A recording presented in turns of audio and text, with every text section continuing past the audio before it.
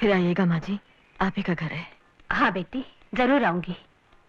तुमसे बातें करके मन का बोझ हल्का हो गया। अच्छा अच्छा।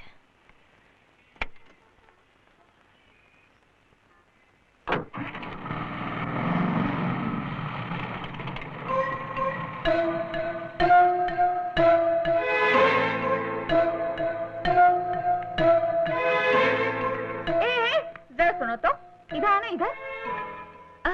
अभी अभी जो औरत टैक्सी में गई वो कौन थी?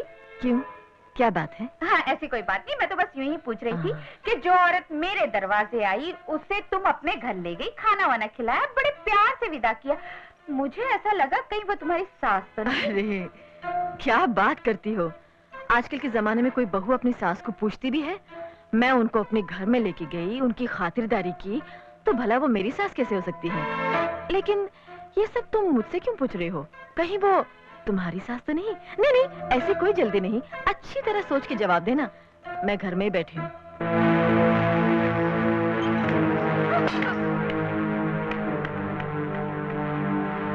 शारदा!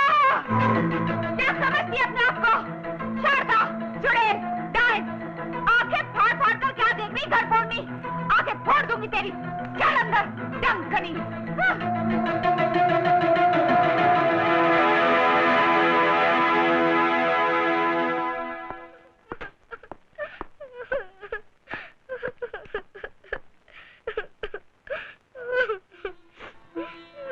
पिंकी बेटे, अरे पिंकी बेटे, तुम रो क्यों रही हो? मम्मी ने मारा।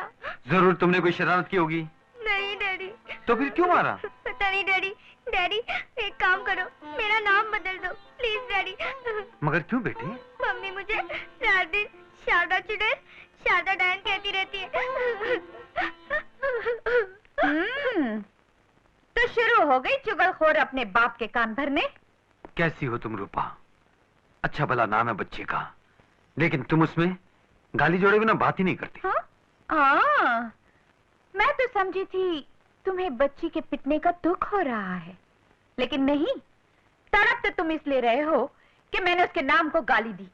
मैं पूछती हूँ, इस नाम से तुम्हें इतना लगाव क्यों है? क्या इस नाम की कोई चिड़िया तुम्हारे सगे वाली लगती है? हाँ? मैं दीवारों से बात नहीं कर रही, तुमसे कर रही, तुमसे। अरे मेरी बात का जवाब क्यों नहीं देते? मेरे पास तुम्हारी बेमतलब की बातों का कोई जवाब नहीं। जरा से बच्चे को भी जिस बात का मतलब समझ में आ जाए, उसे तुम बेमतलब कहते हो? बगल वाले घर में जो औरत रहती है उसका नाम शारदा है, यही नाम तुम्हारी बेटी का भी है। क्या इसका कोई मतलब नहीं?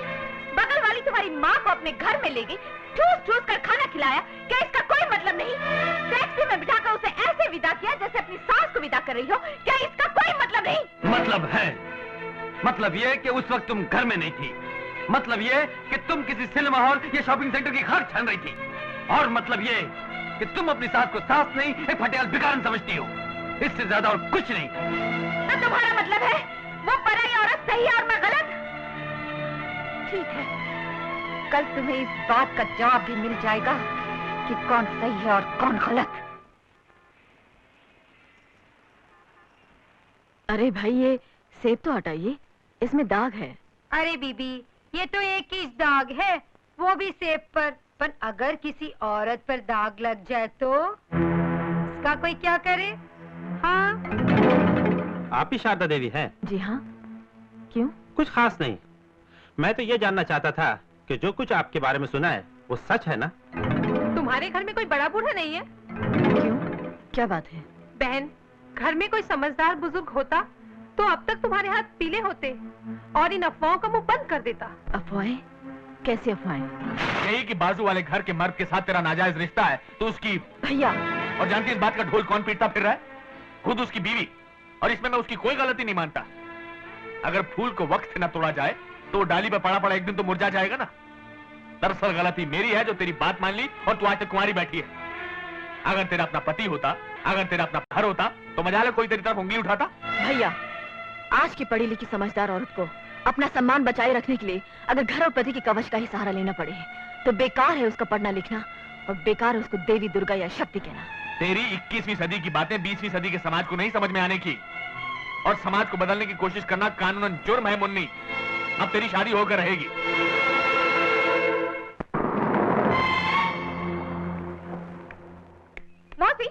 मौसी, इन बगल वालों की यहाँ आज कुछ है क्या? सुना है लड़की देखने आए हैं। लड़की? हाँ। कौन सी लड़की? अरे वही शारदा, हाँ। लड़की क्या औरत है, पूरी औरत। ये भी कोई शादी की उम्र है? नहीं नहीं बहन, ऐसा मत कहो। शादी होकर ये यहाँ से टले तो अच्छा है। जिस दिन इसका यहाँ से काला मुंह होगा मैं तो प्रसाद चढ़ाऊंगी। उसके ब्याह की तुझे क्यों इतनी फिक्र? इसलिए कि इस चुड़ैल की शादी हो और मेरा घर वाला इसके चंगुल से निकले। भगवान ही भला करे उस मोहल्ले वालों का जहाँ ये ब्याह कर जाएगी। अरे आइए आइए। नमस्कार नमस्कार। आप बाहर क्यों खड़े, अंदर जरा ठहरो भैया, बेटा अभी बाप का ही है, पहले से सब कुछ सोच लेना ठीक रहेगा। सुनो जी, हाँ जी। मुझे तो दाल में कुछ काला नजर आता है। वरना इतनी बड़ी लड़की इतनी उम्र तक कुंवारी थोड़ी बैठी रहेगी। हाँ, मैं तो कहती हूँ कुछ बहाना बना के चले चलो यहाँ से। ठीक है। हाँ, बात क्या है बेटे, मेरे बड़े भाई भी शुभ अवसर पर आने वाले थे, लेकिन अभी अभी पता चला है कि वो आ नहीं सकते, और हमारे यहाँ उनकी मर्जी के बिना कुछ भी नहीं हो सकता। इसलिए आज की रस्म किसी और दिन रख ली जाए तो ठीक रहेगा। ये क्या कह रहे हैं आप? सारा प्रोग्राम तय हो जाने के बाद उसे मुलतवी कर देना कानूनन जुर्म है। लेकिन एक ऐसी लड़की को जिसके बारे में लोग बाग तरह तरह की बातें कर रहे हैं, चालाकी से उसे किसी के गले बांध देना, ये भी कानूनन जुर्म है। लेकिन आपने ये कैसे मान लिया कि लोग बाग जो बकवास कर रहे हैं वो सच है? बिना आग जले धुआं नहीं उठता, कुछ तो सच्चाई होगी। लेकिन आप मेरी बात तो सुनिए। देखिए, मैं बात का बतंगड़ क्यों बना रहे हो भाई? हम तुमसे तो ये नहीं कह रहे हैं कि हमें लड़की पसंद नहीं है, हम तुमसे ये भी नहीं पूछ रहे हैं कि लड़की का चाल चलन कैसा है, और हम तुमसे ये भी नहीं पूछ रहे कि लड़की आज तक कुंवारी क्यों बैठी हुई है। हम तो सिर्फ ये कह रहे हैं फिलहाल ये रस्म नहीं हो सकती, क्योंकि शुभ घड़ी बीत चुकी है। हाँ हाँ, लेकिन चलो जी। मेरी बात तो सुनिए, आप देखिए, सुनिए।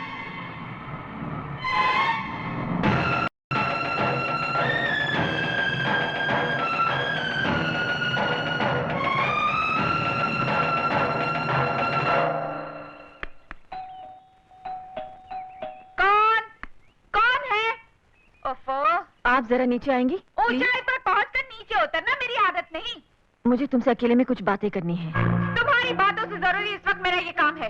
देखी नहीं मैं बाल बहा रही हूँ। वैसे भी मुझसे अकेले में तुम क्या बातें करोगी? बातें करनी है तो मेरे पति से करो, सारी दुनिया को तमाशा दिखाओ। देखो, बात को ज्यादा न बढ़ाओ। तुम पहले अपने पति और मुझको लेकर लोगों को काफी भड़का चुकी हो। बात तो तुम खुद बढ़ा रही हो। यहाँ से फौरन चली जाओ, वरना मैं चिल्ला चिल्ला कर सारी दुनिया को बता दूंगी कि तुम कितनी चालू चीज हो। यही तो मैं भी जानना चाहती हूँ कि दुनिया की नजरों में आखिर तुम मुझे क्यों गिराना चाहती हो? बड़ी भोली बनती है। अगर तेरी नीयत इतनी ही साफ है तो रहने के लिए तूने यही जगह क्यों चुनी? अपने झूठे लाड प्यार से मेरी बेटी पर जादू क्यों डाला? मेरी सास की इतनी लल्लू चप्पू क्यों की? मेरे पति को अपने प्रेम जाल में फंसाने के लिए ना? ये सरासर झूठ है, गलत है। मुझे झूठा ठहराकर तुम मेरा मुंह तो बंद कर देगी, क्या समाज का मुंह भी बंद कर पाएगी? समाज के कान भरने वाली भी तो तुम ही हो।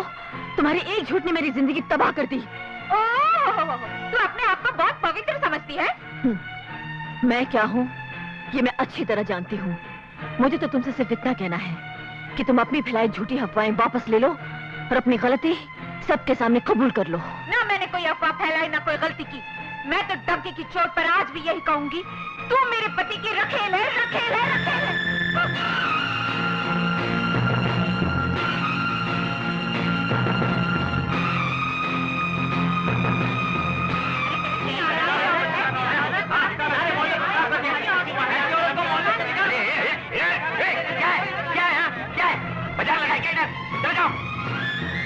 पता नहीं, जाओ जाओ जाओ जाओ, क्या अपना काम करो, जाओ। अरे जाओ ना।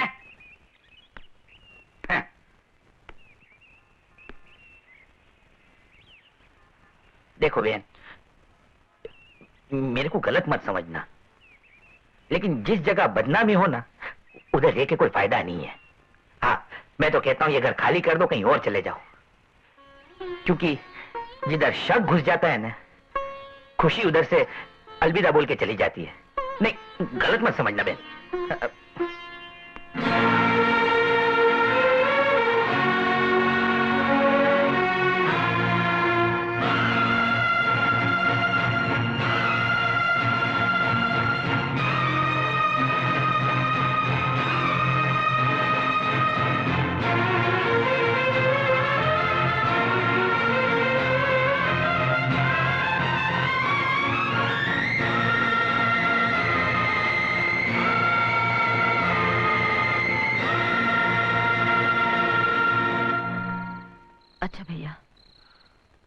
इस उठते तूफान का अंत करने के लिए तूने जो रास्ता चुना है मुन्नी, वो ठीक नहीं है। यह अंत नहीं है भैया, शुरुआत है। न्याय की ये लड़ाई मैं इसलिए लड़ना चाहती हूँ कि आइंदा किसी मासूम और शरीफ लड़की को बदनामी और झूठी तोहमतों के खाई में न धकेल दिया जाए, मेरी तरह। लेकिन मुन्नी मेरी बात तो सुन। भैया चलो।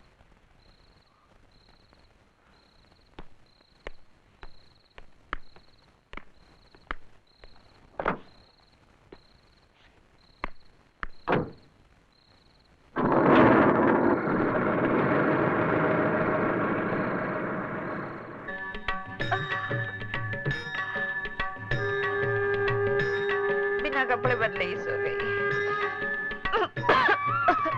धुआं, ये धुआं कैसा? कर रही हूँ तुझे। किसी की पूजा में बाधा नहीं डालनी चाहिए, इतना भी नहीं जानते दीदी। दीदी? मैं और तेरी दीदी? हाँ, तुम इस घर में पहले आई और मैं बाद में, तो तुम मेरी दीदी हुई ना। आज से तुम में और मुझ में कोई फर्क नहीं। आज से ये घर हमारा, ये बच्ची हमारी, और वो यानी पिंकी की डैडी हमारे पति। क्या कहा बेशरम? हमारे पति? हाँ, मेरे और तुम्हारे सांझे पति। हाँ, देखो दीदी, तुम हो उनकी बिहाथा और मैं हूँ रखेल। हाँ, अब उसमें क्या? 7 फेरे हुए या ना हुए, पति तो हम दोनों के हुए ना। खैर छोड़ो, मुझे तुमसे बात पूछनी थी दीदी। हाँ, हमारे पतिदेव है कहाँ के? पंजाब के, गुजरात के, बिहार के, या कहीं के भी हो, तुम्हें क्या? वो क्या है ना दीदी, अगर ये पंजाब के हैं तो मैं उन्हें यूं पुकारूंगी, मैं के गल सुनो जी, रोटी तैयार है। और कहीं ये गुजरात के हैं तो मैं यूं कहूंगी, अरे ओ धनी जी जम्मू पधारो जी। और कहीं ये बिहार के हैं तो मैं कहूंगी, अरे ओ पिंकी के बापू रोटी तैयार हो गई रे, झटपट आजा। तुम सोच रही होगी दीदी कि मेरे और इनके बीच में ये खाने का चक्कर कहाँ से आ गया।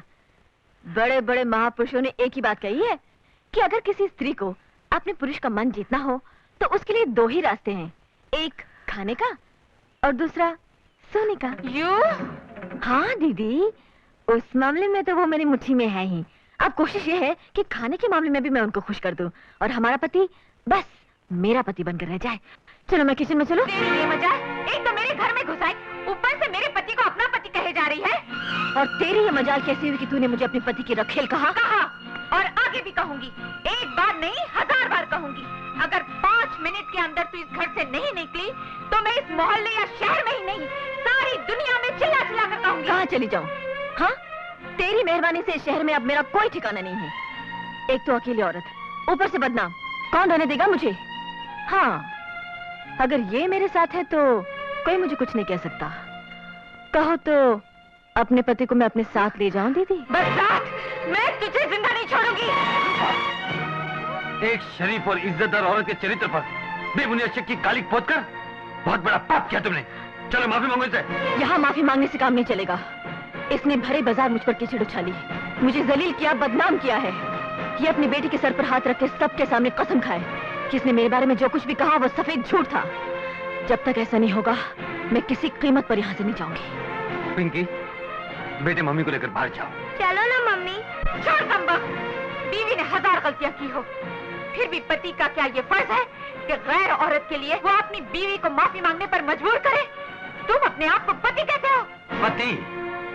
शादीशुदा होकर भी तुम ये भूले रही कि तुम्हारा एक पति भी है, तो ये तुम्हारी भूल थी।